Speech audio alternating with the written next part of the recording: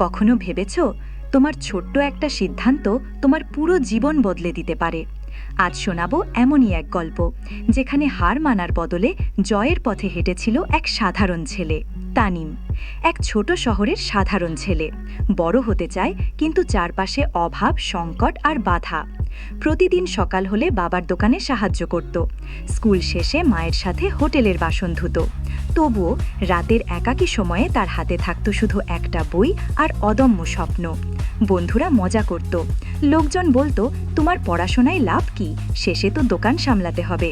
কিন্তু তানিম জানত, তার ভবিষ্যৎ শুধু বইয়ের পাতায় লেখা নয়, বরং তার নিজের হাতে লেখা হবে।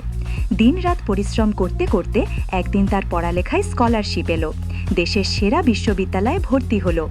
পড়ালেখা শেষ করে আজ সে নিজেই প্রতিষ্ঠা করেছে নিজের স্টার্টআপ। শত মানুষ আজ তার অধীনে কাজ করে। তানিমের গল্প প্রমাণ করে, অভাব কখনো বাধা নয়, ইচ্ছা আর পরিশ্রমই আসল শক্তি। যদি আজ তুমি কষ্টে থাকো, মনে রেখো, তোমার পরিশ্রমের দাম একদিন ঠিকই মিলবে। গল্পটি যদি তোমার ভালো লেগে থাকে, ভিডিওটি লাইক করো, বন্ধুদের সাথে শেয়ার করো, আমাদের চ্যানেল সাবস্ক্রাইব করতে ভুলো না। কমেন্টে লিখে জানাও তোমার স্বপ্ন কী।